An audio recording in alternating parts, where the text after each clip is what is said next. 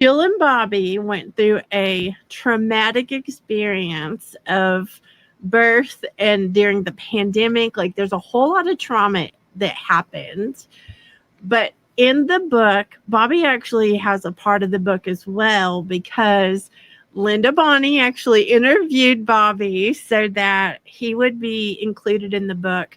So it's not just for moms, it also has pieces for dads from a dad's perspective. And the podcast is so powerful because it is for mamas, but it also has a dad's perspective in it. So I don't want to leave that out, Jill.